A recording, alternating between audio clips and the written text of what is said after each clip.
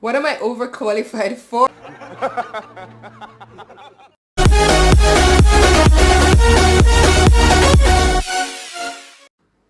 Hello everyone, welcome back to my channel. It's your girl Sashana. I hope that everybody is staying safe. Today I have some tips written down in my book to share with everyone. These are things that I feel like we all will be able to use at some point in our life, and they're good, to just to have information to help you along your journey called life. So the first tip that I have is that,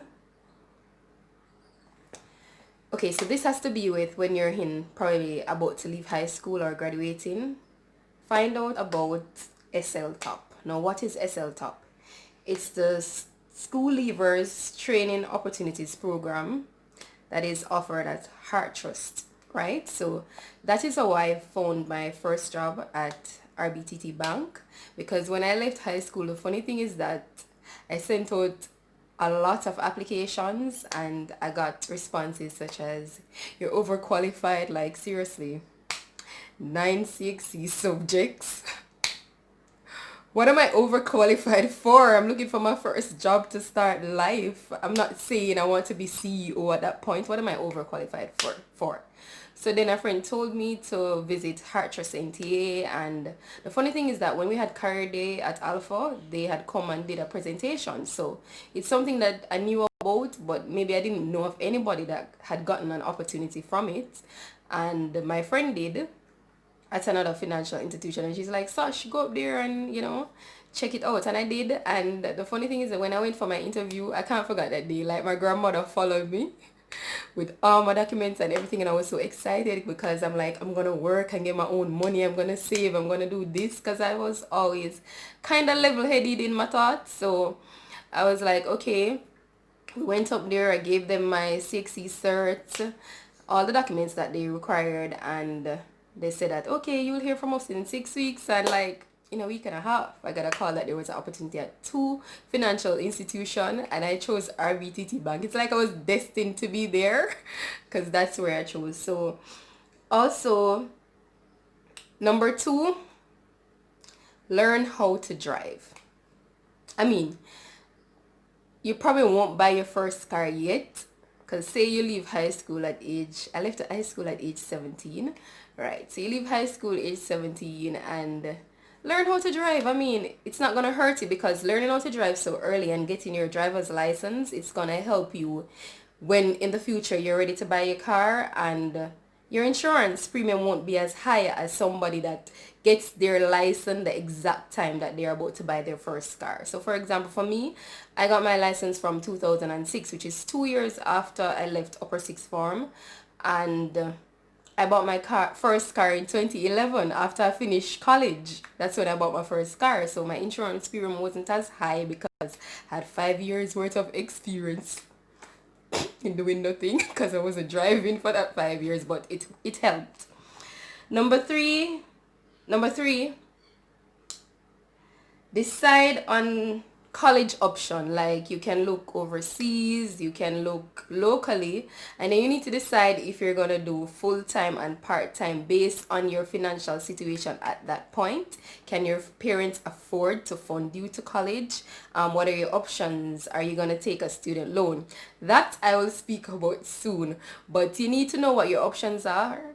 Are you gonna work and fund yourself to college? That's what I did. I work, and then I worked. At that time, it was part-time. I attended classes for 3 years only on Saturdays, because I didn't mind giving up my Saturdays. I mean, what do I have doing? Nothing. So I went to work Mondays to Fridays, and Saturday morning, 9 a.m. I'm at UTech for my entire day class. It was 9 to 5. So for 3 years, I went to school from 9 o'clock to 5 o'clock. And it worked out for me. Like, there was no pressure. I mean, I know I couldn't afford to do full-time school, and I wasn't going to take no student loan at all. Number four, do not take a student loan. I mean, it works for some persons based on whatever funding they have, if their parents is going to assist them. But I feel like in my field, I've met so many persons that are trying to get rid of this overbearing debt over their head at such a young age. Like, just imagine being 25 and you have a $3 million debt over your head. I mean, you haven't even bought your house yet. Can use look at different funding apart from student loan, because personally I don't like how it's set up. I think it's set up for you to not pay it back very soon. That's just my opinion. I've never taken a student loan, but I'm just saying, based on what I've seen, I feel like that's how it's set up for you to have this everlasting debt carrying on in your life. Who wants that, right? So what you could look at is writing to companies, ask for sponsorship. If it's a program where you have to go to school full time, you can look at asking companies for sponsorship. If your parents are employed, have them take the loan for you if they can afford to, of course. But and if you can if your program is not full time, find a little job, even a part-time job, and fund your way through college. It's not gonna kill you. Life is not going anywhere. Life will always be here. So your education is important, but I feel like the best option for you is not to take a student loan. That's my opinion. Again, guys, don't come for me. That's just me. Don't take a student loan. Number 5, pay yourself first. So a lot of times I get a lot of knocking for this, and I'm not sure why, because why wouldn't you want to pay yourself first? You find your first job, for example, you're taxed. You have to pay your NHT, your education tax, you have to pay NIS. Also, guys, from your salary, depending on how much you earn, the income tax threshold is $1.5 million. So if you earn over $1.5 million for the year, which is $125,000 for the month, you will be required to pay 25% income tax. You contribute 5% to your pension scheme, but 5%, it's not enough. It's not enough. Do you have any relative that is benefiting from pension now? Is it enough to you? It's not. Like, my grandmother is benefiting from the pension scheme now, and that money can even probably pay her light bill, So why pay yourself first in terms of, apart from your pension. I mean, you can also up your pension to an additional 10%, because between you and the employer you're allowed 20% total. So you can up your pension to maybe 10%, or if you can afford the 15%, as well as you can do other long-term retirement plans that are available. But pay yourself first.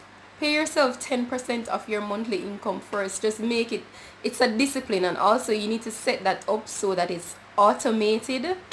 So just like your tax come out and you can't say, you can get back my tax, automate it. You're paying yourself, you cannot get it back. Just think of it that way. Number 6, get income protection benefit. If you're earning your income, why wouldn't you want to protect it? What are income protection benefits? Life insurance, critical illness. I mean, all of us aspire to buy a house. Did you know that your life insurance policy can be used to secure your mortgage? And why I will tell my clients to choose that option over the creditor life insurance that financial institution offers, because the creditor life insurance just insures the loan. When the loan is finished, there's nothing there for you, because that's what the insurance is for. It's for the loan, or for the mortgage, I should say. So when you have your life insurance policy and you suppose you assign it to the mortgage for 30 years, after 30 years you still have that life insurance, and whatever cash value is generated on that policy, that doesn't work for creditor life. Once the mortgage is done, it's done. What if, for example, you have the mortgage and God forbid you die? The creditor life will just pay off your mortgage. Suppose your mortgage is probably, the balance at that point is about $5 million, and you had your personal insurance $10 million. The $5 million would be paid, and your beneficiaries will still have $5 million, to an additional $5 million to continue living as if you were alive. So think about that, guys. Insurance, it's very important. It's not just, many persons think, I don't want dead leave, nothing in a body. Like, what? If I'm going to die, I want my family to be better off. I mean, I don't want to die and then my family is scraping here and there, creating GoFundMe just to bury me. are taking their last savings. Come on, guys. Insurance is way more important than that. And if you don't believe me, you can read. This is what wealthy people do to protect their income. If they're diagnosed with a critical illness, they don't have to go and pull their last $1 million to fund whatever surgery or whatever procedure is required. They go to the insurance company and they get a fat check, and it covers and even sometimes leave more. If you don't believe me, go and read, guys. But protect your income. It's necessary that you protect your income, because the truth is that our health will not be the same every day, neither will our finances be the same every day. So you need to protect your income. There are many financial advisors. You can call me, you can call Sagicor, and you can find out about all these benefits that we offer. But again, guys, read. I mean, the internet is there. Google, it's all there. I'm not telling you anything that's not out there for you to know. Number 7, start a retirement plan. Yes, so apart from your pension, I think I touched on this before. Start a retirement plan. Start a long-term savings plan that is so disciplined. It's not like your money at the bank where you can go and go to the ATM and pull the money. Start a retirement plan that is so disciplined that there are penalties if you should withdraw early. Number 8, wait to buy your car, and when the time comes, do not just think about the car loan. You have your registration, you have your fitness, servicing of car, and of course insurance. So don't just look at your salary and like, I can afford 25,000 a month for a car. That's not how it works. You need to look at all other costs related, and these things are mandatory for your vehicle. Have to register your vehicle. You can do it for either 6 months or a year. I think the price ranges from about 6,000 for 6 months to 13,500. Don't quote me on these figures. I just think they're close there. You can always go and tax admin or call and check it out. And then you have to do your fitness. Fitness is like, your fitness expires maybe like 1.5 years or maybe 1 year, depending on the age of your vehicle. It can be months for like PPV vehicles. I'm familiar with that, right? And servicing, you need to service the car just like how you have to treat your body right. You need to treat your car right. So your car needs to be serviced. I do it every 3 months or maybe every 5,000 kilometers, and it depending on how you use the car. My job is a driving job, so I have to ensure that my car is up and running because I need it for my work. Next thing, credit card. So I know that everybody think that the credit card is a bad thing, but trust me, it's not a bad thing. And a credit card is a good way to start building credit, so that when you're ready to, for example, buy a house or take a car loan, you already have proven to the bank that, hey, you're good at paying back your debts. So many mistake that persons make with a credit card is that every financial institution send them one little credit card, them feel like them have to say, whoop, swipe, I'm taking it. No, you don't. And I always recommend starting off with a small limit and see how you can manage it. You don't want to have a big credit card because you're probably gonna be tempted to go shopping, go splurge, and that's not what it's for. Your credit card can be your emergency fund, your 3 to 6 month salary. Look at what is happening now. How many persons really have that 3 to 6 months income readily available? And the thing about credit cards that I usually tell my clients to understand your statement cycle. So for example, my credit card, the statement cutoff date is the 11th of each month. What that means is that my bill for the month of June, for example, will be from the 12th of May to the 11th of June. So I'll be required to pay that amount in full, whatever I have used, from the 12th of May to the 11th of June. Whatever I use after the 11th, it won't be due until in July. So understand your statement dates, because a lot of persons have the credit card and they don't know due date, they don't know statement date. Like, you need to understand what you're getting. It's okay to ask representative questions. This is your finances. How can you just take something and not know how it operates? Need to know your statement cycle, need to know your due date. Guys, come on. Your due date, if your credit card due date is the 30th of the month, why are you paying it late? You like paying late fee? I don't like paying $1 extra. Why are you paying it late? Remember it. People say they don't remember. How you remember everything else? You remember to go here, you remember to go there, you remember to pay your credit card. And if you even don't have all of it, at least pay the minimum amount. And another thing that I don't understand, why is it that you have a credit card and you're using cash here, here, and there? Put the cash on the credit card and swipe. Why would you want to do that? You're earning points for every... The card I have is with Sagicor Bank. For every $100 I spend, I get a point. So I use my card to swipe, swipe, swipe, earn points. Just imagine, for example, at the end of the year, you have put your money on your credit card and you even have like even a 20,000 points. Yo, that's $20,000. Couldn't you find use for $20,000 that probably can pay your annual fee? Probably can take you on a little vacation on the North Coast or the South Coast, wherever. But guys, put your cash on your credit card and swipe it off back. It's like even persons that say they want to use their own money, you can get a credit card, put your money on it and swipe it off. You won't be touching the bank money and then you'll be earning points. So look into that, guys.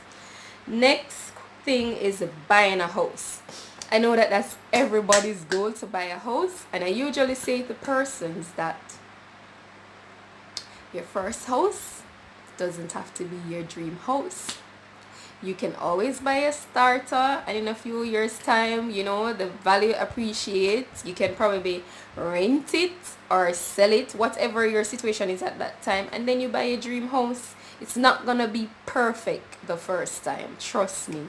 And buying a house, you need to know all the information.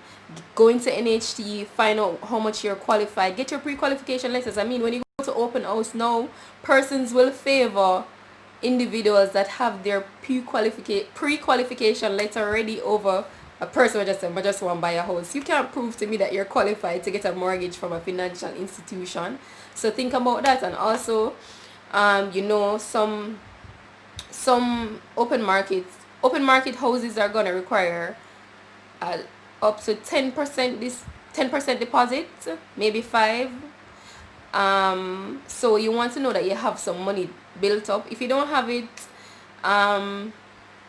and you're going through NHT, I know that they have some deposit loan that you can get to assist you with that, and also closing costs, lawyer fees, everything that is